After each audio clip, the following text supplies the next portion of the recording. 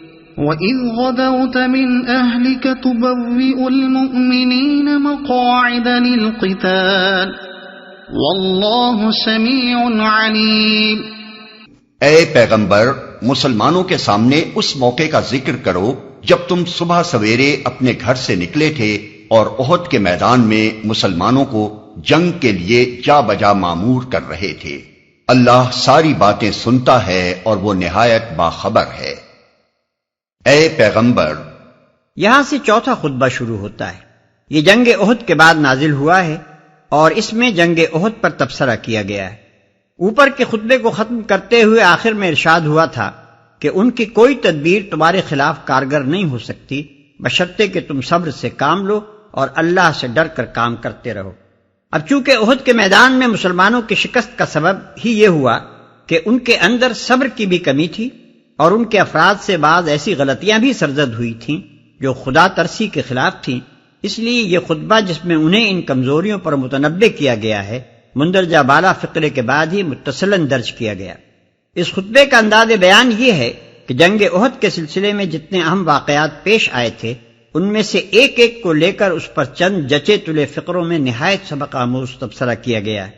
اس کو سمجھنے کے لیے اس کے واقعاتی پس منظر کو نگاہ میں رکھنا ضروری ہے۔ شوال 3 ہجری کی ابتدا میں کفار قریش تقریباً 3000 کا لشکر لے کر مدینہ پر حملہ آور ہوئے۔ تعداد کی کثرت کے علاوہ ان کے پاس ساز و سامان بھی مسلمانوں کی بنسبت بہت زیادہ تھا، اور پھر وہ جنگ بدر کے انتقام کا شدید جوش بھی رکھتے تھے۔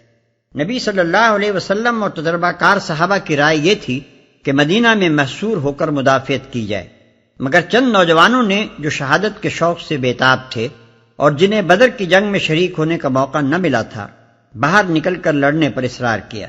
آخر کار ان کے اصرار سے مجبور ہو کر نبی صلی اللہ علیہ وسلم نے باہر نکلنے ہی کا فیصلہ فرما لیا۔ 1000 آدمی آپ کے ساتھ نکلے، مگر مقام شوط پر پہنچ کر عبداللہ ابن ابی اپنے 300 ساتھیوں کو لے کر الگ ہو گیا۔ عین وقت پر اس کی اس حرکت سے مسلمانوں کے لشکر میں اچھا خاصا اضطراب پھیل گیا، حتیٰ کہ بنو سلمہ اور بنو حارثہ کے لوگ تو ایسے دل شکستہ ہوئے کہ انہوں نے بھی پلٹ جانے کا ارادہ کر لیا تھا، مگر پھر اولو العزم صحابہ کی کوششوں سے یہ اضطراب رفع ہو گیا۔ ان باقی ماندہ 700 آدمیوں کے ساتھ نبی صلی اللہ علیہ وسلم آگے بڑھے اور احد کی پہاڑی کے دامن میں مدینہ سے تقریباً 4 میل کے فاصلے پر اپنی فوج کو اس طرح سفارا کیا کہ پہاڑ پشت پر تھا اور قریش کا لشکر سامنے۔ پہلو میں صرف ایک درہ ایسا تھا جس سے اچانک حملے کا خطرہ ہو سکتا تھا۔ وہاں آپ نے عبداللہ بن جبیر رضی اللہ عنہ کی زیر قیادت 50 تیر انداز بٹھا دیے اور ان کو تاکید کر دی کہ کسی کو ہمارے قریب نہ پھٹکنے دینا، کسی حال میں یہاں سے نہ ہٹنا۔ اگر تم دیکھو کہ ہماری بوٹیاں پرندے نوچے لیے جاتے ہیں تب بھی تم اس جگہ سے نہ ٹلنا۔ اس کے بعد جنگ شروع ہوئی۔ ابتداً مسلمانوں کا پلہ بھاری رہا، یہاں تک کہ مقابل کی فوج میں ابتری پھیل گئی، لیکن اس ابتدائی کامیابی کو کامل فتح کی حد تک پہنچانے کے بجائے مسلمان مال غنیمت کی طمع سے مغلوب ہو گئے اور انہوں نے دشمن کے لشکر کو لوٹنا شروع کر دیا۔ ادھر جن تیر اندازوں کو نبی صلی اللہ علیہ وسلم نے عقب کی حفاظت کے لیے بٹھایا تھا، انہوں نے جو دیکھا کہ دشمن بھاگ نکلا ہے اور غنیمت لٹ رہی ہے تو وہ بھی اپنی جگہ چھوڑ کر غنیمت کی طرف لپکے۔ حضرت عبداللہ بن جبیر رضی اللہ عنہ نے ان کو نبی صلی اللہ علیہ وسلم کا تاکیدی حکم یاد دلا کر بہتیرا روکا، مگر چند آدمیوں کے سوا کوئی نہ ٹھہرا۔ اس موقع سے خالد بن ولید نے، جو اس وقت لشکر کفار کے رسالے کی کمان کر رہے تھے، بر وقت فائدہ اٹھایا اور پہاڑی کا چکر کاٹ کر پہلو کے درے سے حملہ کر دیا۔ عبداللہ ابن جبیر رضی اللہ عنہ نے، جن کے ساتھ صرف چند ہی آدمی رہ گئے تھے، اس حملے کو روکنا چاہا مگر مدافعت نہ کر سکے اور یہ سیلاب یکایک مسلمانوں پر ٹوٹ پڑا۔ دوسری طرف جو دشمن بھاگ گئے تھے وہ بھی پلٹ کر حملہ آور ہو گئے۔ اس طرح لڑائی کا پانسا ایک دم پلٹ گیا اور مسلمان اس غیر متوقع صورتحال سے اس قدر سراسیمہ ہوئے کہ ان کا ایک بڑا حصہ پراگندہ ہو کر بھاگ نکلا۔ تاہم چند بہادر سپاہی ابھی تک میدان میں ڈٹے ہوئے تھے۔ اتنے میں کہیں سے یہ افواہ اڑ گئی کہ نبی صلی اللہ علیہ وسلم شہید ہو گئے۔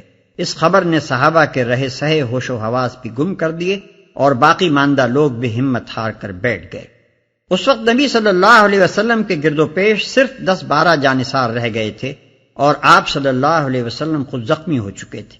شکست کی تکمیل میں کوئی کسر باقی نہ رہی تھی، لیکن عین وقت پر صحابہ کو معلوم ہو گیا کہ حضرت صلی اللہ علیہ وسلم زندہ ہیں، چنانچہ وہ ہر طرف سے سمٹ کر پھر آپ کے گرد جمع ہو گئے اور آپ کو بسلامت پہاڑی کی طرف لے گئے۔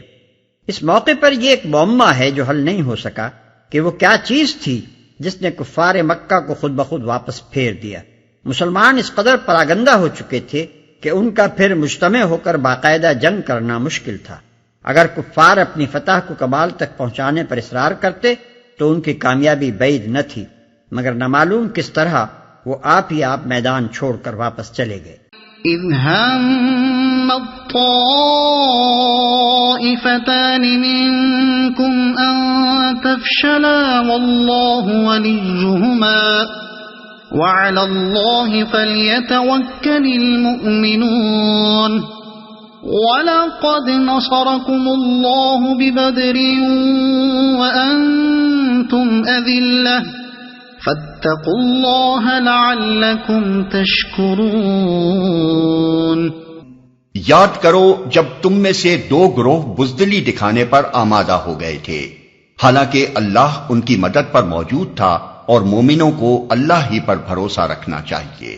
آخر اس سے پہلے جنگ بدر میں اللہ تمہاری مدد کر چکا تھا، حالانکہ اس وقت تم بہت کمزور تھے، لہذا تم کو چاہیے کہ اللہ کی ناشکری سے بچو۔ امید ہے کہ اب تم شکر گزار بنو گے۔ دو گروہ بزدلی دکھانے پر آمادہ ہو گئے تھے۔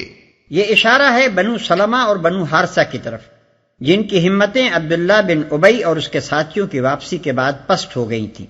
اذ تقول للمؤمنین ألن يكفيكم أن يمدكم ربكم ب3,000 من الملائكة أن يمدكم ربكم ب3,000 من الملائكة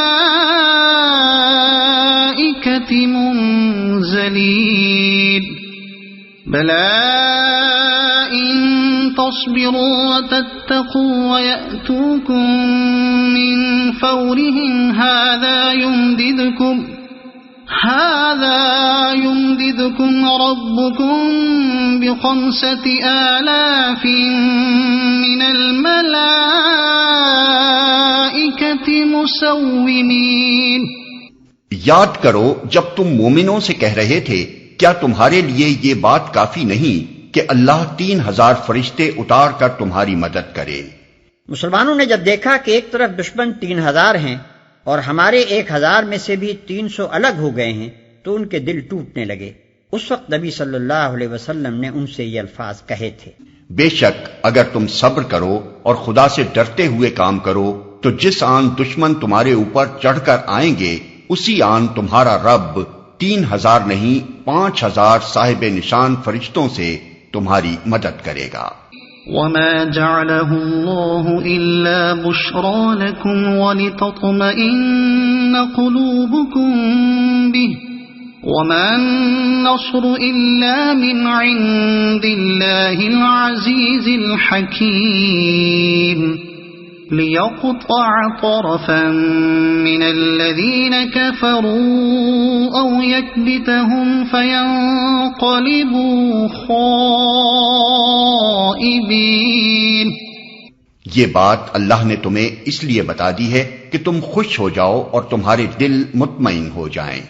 فتح و نصرت جو کچھ بھی ہے اللہ کی طرف سے ہے، جو بڑی قوت والا اور دانا و بینا ہے، اور یہ مدد وہ تمہیں اس لیے دے گا تاکہ کفر کی راہ چلنے والوں کا ایک بازو کاٹ دے یا ان کو ایسی ذلیل شکست دے کہ وہ نامرادی کے ساتھ پسپا ہو جائیں۔ ليس لك من الأمر شيء أو يتوب عليهم أو يعذبهم فإنهم ظالمون ولله ما في السماوات وما في الأرض يغفر لمن يشاء ويعذب من يشاء والله غفور رحيم۔ اے پیغمبر، فیصلے کے اختیارات میں تمہارا کوئی حصہ نہیں، اللہ کو اختیار ہے، چاہے انہیں معاف کرے چاہے سزا دے، کیونکہ وہ ظالم ہیں۔ زمین اور آسمانوں میں جو کچھ ہے اس کا مالک اللہ ہے، جس کو چاہے بخش دے اور جس کو چاہے عذاب دے، وہ معاف کرنے والا اور رحیم ہے۔ نبی صلی اللہ علیہ وسلم جب زخمی ہوئے تو آپ کے منہ سے کفار کے حق میں بد دعا نکل گئی، اور آپ نے فرمایا کہ وہ قوم کیسے فلاح پا سکتی ہے جو اپنے نبی کو زخمی کرے۔ یہ آیات اسی کے جواب میں ارشاد ہوئی ہیں۔